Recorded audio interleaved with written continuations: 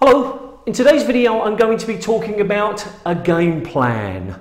So if that's of interest, then stay tuned. But let me just warn you, this is probably going to be my longest video ever. So if you're looking for a very short video on about what game plan you should have, this is not that video for you. I'm going to explain things, what affects a video, what affects a game plan. I'm going to go into detail. So if the detail is important to you, stay tuned.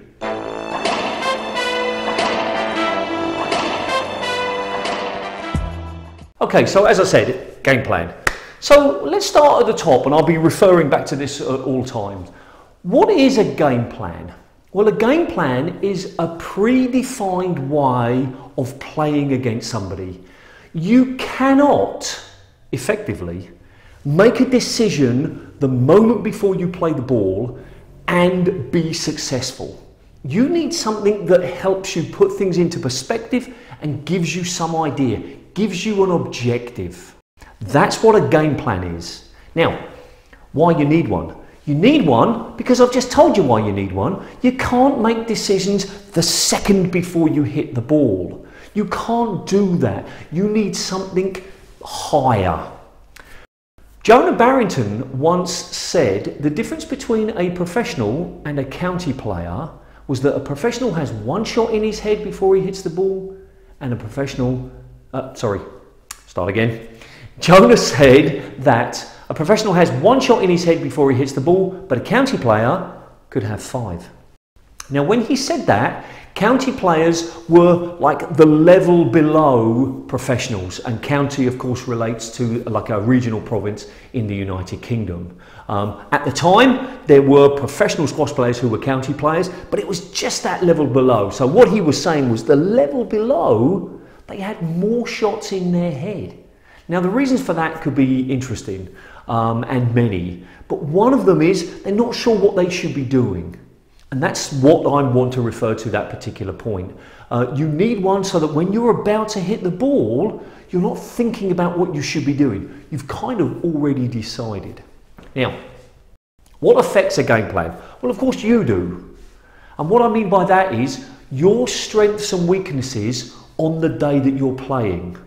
Not in general, but what's working on that particular day. What are you good at? What are you bad at? Maybe your game plan requires you to do one particular thing, but you're not very good at that, so you need a different game plan. I mean, that's really what we're saying. So how you are on the day. And you find that out by the warm-up and the first few points, hopefully before the first few points, but you understand what I'm saying. Your opponent. Now, clearly that's going to be the biggest thing about your game plan. How you decide to play somebody depends on who they are. Your game plan will change based on how you feel on that day, but mostly by who you're playing. Let me give you an example.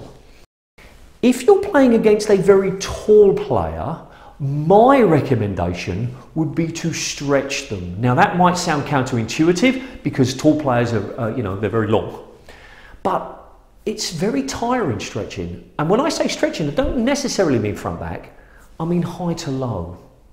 A tall player has a lot of trouble going forward. Their back has to do a lot of work. So I would be slowing the ball down, maybe keeping it wide, hard and low, high and wide. That would be my game plan against a tall player. But if I know that they're absolutely fantastic at smacking the ball into the nick, then I'd have to adjust that perhaps.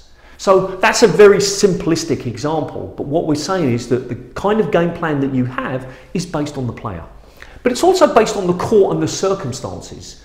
If you're playing on a court that's very low, then clearly you can't hit high lobs. If you're playing on a court that's very high, then you should be, and I keep looking up as if I'm standing on a court, but you understand what I'm saying. I was lucky enough to play at the BBC Enterprises squash courts, which was just opposite White City in London, and they have the highest court that I've ever played on. It was essentially twice as high as the squash court. So you've got the squash court, it was that high again. Oh my goodness, you managed to almost get a perfectly vertical ball coming in the back. It was fantastic. But of course, that kind of game plan wouldn't work on other courts. In fact, in the Lansdowne Club, which is in central London, they have a court downstairs, which is it's only like this much, an inch above the height of the court. The ceiling is like that. you can't play any lobs here, and half the people didn't like playing on that court. I did, because it forced you to play a different kind of game. So the court, another example would be if it's a little bit slippery, both on the floor or the walls. Perhaps it's near a swimming pool, which means it's hotter. So hot courts, cold courts, slippery courts, fast courts, slow courts. All of those things affect how you decide to play your game plan. All right. Now, we'll talk about this in a moment, but this topic came from a question, and it was about, well, what can you do? How can you have a game plan if you've never played the player before? And it's a really good question. I mean, it's not as if you know somebody and you've been watching them for years. What do you do? Well, the first thing that I would talk about here is I would talk about the first few points. The first few points and the first game are crucial in this case, because the first thing that you want to do is you want to set the tone. You want to make sure that your opponent knows that they're not going to get anything easy from you. No. I'm not suggesting you hit everything to the back. What I'm suggesting is that you play the right shots at the right time, which is what this is. And that means being defensive. And we're going to talk about that in a moment. So the first few points set the tone for how your opponent sees you. Remember, if you're playing a new player, you're a new player for him or her as well. So they need to try and learn about you. So it's not an advantage or a disadvantage, unless it's the person who makes use of the situation. So the first few points, you set the tone, you become observant. When you come off court after the first game, you should know more about your opponent than he or she knows about you. And I know that that's a really easy thing to say, but what I'm saying is that you need to go on court with the objective of learning about them. Put the ball in different places after the first few points. See what they seem to be good at on the day. See what's working for you. So that first game is obviously you hope to win it, but you're also experimenting. You're trying to learn about your opponent. Now, the difference between strategy and tactics and how that fits in with the idea of a game plan. The game plan is the overall thing of having some predetermined idea of what you want to do. A strategy is, I'm going to stretch my tall opponent. My tactic would be by playing low hard, high and wide. That is the difference. The strategy is kind of like the objective. The tactic is how you achieve that objective. What you do to get your desired result. The next one, shot selection. Well, how does that fit in with tactic, strategy and game plan? Well, shot selection is what you decide to do at that moment.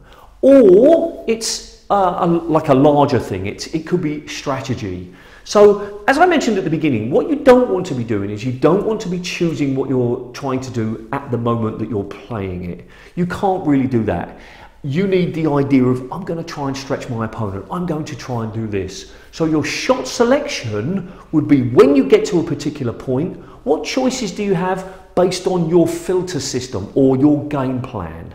And that would be the limited number of choices. Now, in some ways, the better the player you are, the more choices you've got, which can make shot selection a little bit harder. Because, as I mentioned earlier, Jonah would say that the county player has 5, because a county player was effectively almost a professional player. So they could play almost any kind of shot. So what you have to do is you have to be more selective.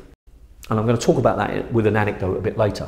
So I want to introduce you to the traffic light system. Okay, now I'm not sure if I've invented this. I'm sure I doubt it. But I think that I came up with it on my own. I invented it on my own, but I'm sure other people have done it as well. So it's a very simple system, and it would be great if I had a court where we could shine lights and all sorts of things.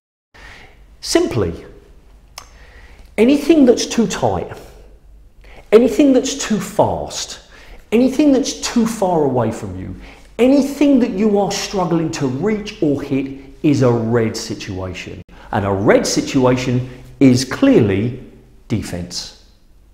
Now, the lower levels of club players, what tends to happen is they get into a situation, they just reach the ball and they go for a winner. And that's like the wrong time to do that. A perfect example would be, and you don't see it much at sort of lower club levels, is when a professional is struggling to reach the ball at the front, they will play a very high drop shot. It almost looks like they've gone for a lob and it didn't work. And it might even get close to the cut line. But what it does is it gives them time to recover. Sure, they could go for their winning drop, but then it's a 50-50. It's either a winner or it's a loser. And most of the time, it's a loser. Because when you're under pressure, you can't play great shots. Not very often. So that would be an example. You're in a red situation, you need to be defensive. And on Squash TV, they talk about rally resets. I like to use the phrase micro rallies. What we could do is we could take a professional squash match and we could break one rally down into individual rallies. And rally reset is a great word, a great phrase as well. It just sort of goes back to the beginning. But I like to think of it as little rallies within the main rally. And the higher the level, the more you see that happening. The lower the level, the less you see it happening, because players go for the shots. They go for winning shots at the wrong time. So, tight, too fast, too far, unexpected, difficult to reach, defense. You've got more chance of keeping in the rally if you choose a shot that is defensive. Now, when it comes to this shot selection, when you're at the front, you could play the high drop or you could play the lob or a high boast. So you've still got a selection of shots within a particular moment, but clearly the wrong shot selection would be the cross-court nick or the drive down the wall when you're probably going to end up being in front of it. Okay, so that's the sort of the shot selection within your system. So red, defense. Green, don't worry, I haven't forgotten amber. Green, you've created the opportunity. You've hit a great length. It's very tight. The opponent has hit the ball and it's bounced by the short line. In the middle, it's bounced high. Oh, don't we just love it? Kaboom, in the nick. Or a boast, or a winner, or a cross court, your choice. But if you created the opportunity, don't waste it. Of course, in the longer sense of what's your tactics, well, maybe your tactics will be to tire the person out. Oh, look at Philip, he's an old man now, he doesn't play very much. I only need to keep the ball going and I'll win more points than I'll lose. Okay, well in that case, the opportunity, the situation, the green shot is to make me work harder. Green doesn't mean kill. Green means maximising the opportunity that you've created. And I want to be clear here, I am not suggesting you hit everything to the back all of the time, because that's boring. Squash is much more interesting than that. Squash is about forcing mistakes, forcing opportunities. And when you've got those opportunities, I want you to grab them with both hands and go for it. If you decide to go for a winning shot, go for it. Nothing else, no hesitation. You get the ball up, you rack it up, you watch the ball hit the strings, bang, in the nick. Commit to it 100%. But make sure it's the right time. If it's the wrong time, then you should be doing something else. Which brings us to amber. Amber is those situations where it's neither attack nor defence. It's a situation where the ball is maybe this far away from the wall. It would get into the back. A situation where you manage to get a boast, you could do many things with it. You don't have to go for a winner, or you don't have to go for a simple defensive lob or a simple defensive drop. What you do is you say, okay, I can't do anything with it this time. I'll try to turn it into a creation, an opportunity creator. So the ball is away from the wall, you volley cross court, hoping that your next shot, that your opponent's next shot will be weak, and then you'll have the opportunity. It's a shot that doesn't cause you much risk, but opens up the possibility of getting a winner for the next one. And you'll probably find that it's 80% amber, 10% green, 10% red. I mean, I don't know. I mean, I'm just guessing now, but I mean, if we took like a video, that's what you'll find. But what tends to happen too often, especially at lower club levels, is that it's almost 50-50 red and amber. It's almost go for every shot or try to be, defensive. And that's not what we want. And the better you get, the less opportunity you have, which is why the rallies are longer at the higher levels, because the ball is tighter more often. Doesn't mean it's going to be a winner to the back, it just means that, okay, that's more of an amber shot, whereas against other players, that shot might be, like a green winner. No. The higher the level, the less opportunities are created. Yes, the players could go for lots more shots, but just because you can hit the ball doesn't make it automatically an opportunity. I mean, I can volley 80% of the shots that my opponent plays, but every time I do that, I'm going to be creating opportunities for them. I need to be more careful. I need to make sure that my shot selection is not too crazy. And I have a habit, I'll publicly tell you now, my habit is volley boasts. I love them. And I can play them when the ball is really tight, but I play them too much. And as soon as you play 2 or 3, it becomes obvious and it's lost its advantage. And this is, you know, why I was never ever going to be a pro, because I wasn't disciplined enough. So, the traffic light system. Summarise each point. Now, I'm not expecting you to have a story in your head, but what I want you to try and do is, after you've finished playing a rally, win or lose, or draw if it's a lead, say to yourself, what happened? And try to summarise that point very quickly. And the kind of thing would be a weak boast. My opponent hit a winner. Bad length. I didn't commit to my winning shot. I hesitated. That kind of thing. Now, you'll forget it almost as soon as you start playing again. But what you will see over a period of time is you'll feel a pattern coming. It'll be like another weak boast. And what a lot of times you hear is, as soon as that point is finished, forget it. And I don't agree with that. Because that means that every single point is an individual point. And whilst that is quite a nice idea, you don't learn anything from that. What you shouldn't do is you shouldn't keep thinking about the point when you're playing, but you should learn from it. And you will see a pattern of either what your opponent is doing well or what you're doing badly. Now, I'm not particularly very good at that, and I know I can stand in front of the camera and I can say, oh, after every single point, think what happened. When you're running around and it's like, oh, 6 all, and it's hard. I understand it, I do. But it's a process. And the best players are the smartest ones, the most aware of what's happening. I'm continually amazed when you see professional players, whether they be badminton players or squash players or tennis players, and they're being interviewed and they say, well, you know, what happened at this point? And the player says, well, I remember this. And they seem to be able to remember so much about the points. For me, after I finish playing, I can hardly remember anything. So if you can become more aware, and it's a process, becoming much more aware of what's happening to your opponent and what's happening to you, your shot selection, your tactics, your strategy, your game plan will become more complex and better as time goes on. So, how many shots are you? I want to introduce a completely new idea. I think it's a new idea because I've never heard anybody say it before. Inside of you is a number. This number is the number of shots per rally that you're comfortable with. Now, it's not just fitness. I think I wrote that. It's not just fitness. Sure, being fitter probably means that the number of shots you've got inside of you is a little bit higher. But it's not just about your fitness. It's about your mentality. And what happens is that I need to find out what number of shots my opponent is. Let's say he's 5 or 6, which doesn't sound very many, but suddenly you've got like a 10 or 15 shot rally, okay, which is longer than most. Once I find his number, all I need to do is go a couple more numbers and I'm going to win a lot more points. No, not because I get him tired, but because he has a mentality, we have a habit that after this number of shots, you're expecting the rallies to finish. After 5 or 6 shots, I just go for it because people aren't mentally disciplined enough. And if you watch if you watch a normal club match, what you will see is you will see a lot of grouped points. It does happen in professionals, but professionals tend to be better at this. What tends to happen is that it'll be like 1 love, 1 all, 2-1, 3 love, you know, but whatever. And then suddenly about 4 all or something, it'll be 5-4, 6-4, 7-4.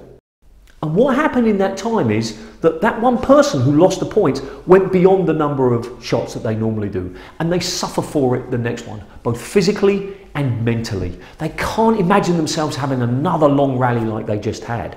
So they go for shots that they shouldn't. Their shot selection becomes controlled by their emotions and their fitness rather than an objective individual, what's happening in this situation.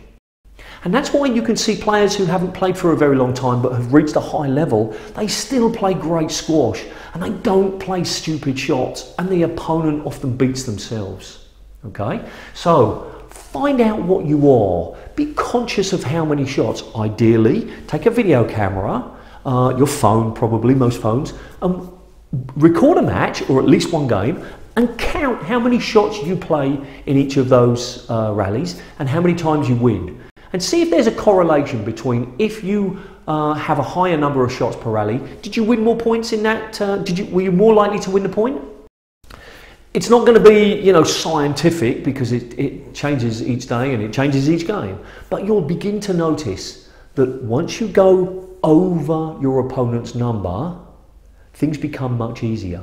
And you notice that at the end of lots of matches where it's quite close and then suddenly the pressure has got too much for the opponent and then that last game is won easily. Of course, not all the time. I mean, there are lots of games that, you know, go like in 11-9 in the fifth. Lots of games like that, but not all of them. Sometimes you can break your opponent by just knowing what his limit is. And that's why it comes back to our defence here, that if you're in a situation where you would have gone for your first, you know, a winner previously, if you're thinking about the number of shots, you'll hit that ball up to make it last at least one, maybe two more shots. And then you'll be constantly increasing it. And I know that you're probably thinking, but Philip, it's just down to your fitness. It's not, because I could take the fittest person on the planet and play squash with them, and they would go for winners earlier than they should, because they don't have that mental discipline. Start to get that mental discipline. Be the kind of player who can play more shots than your opponent if the time is right, not just because they can. Keep a notebook. This notebook contains a lot of people that I played. I'd like to say all of the people I played, but it doesn't. Now what I'm asking you to do, asking you to consider, and I'm seriously asking you to do this, is I'm asking you to have a book that when you finish playing somebody, you write the date, the person's name, a little bit about it, you know, second round tournament, first round club match or something, and about the player, and write something down about them. Has a great volley, backhand volley, really keeps the ball going, keeps it tight, something. The action of knowing that you've got to write down something about your opponent makes you much more aware of what's happening, makes you much more observant. Second part of the page would be things that you did well that day or any other notes that you want to play. Now I don't actually write directly in this. I have another book that I make notes on and then I transfer it because my handwriting is not very neat and I'm sweating and you don't want to be sweating on the book. But I will never show you inside this book. But everybody should have one. And I know that some pros have them and it's really good for you. I keep like joking, you are not a professional. But that doesn't mean you can't act like one sometimes. Being a professional is not about how you make your living. It's about an attitude. Professionalism can be stronger in some amateurs than in some professionals, but that's another story. So the notebook. Keep a note of the people that you play, what you saw about them. Now you don't even have to have this for the people that you play.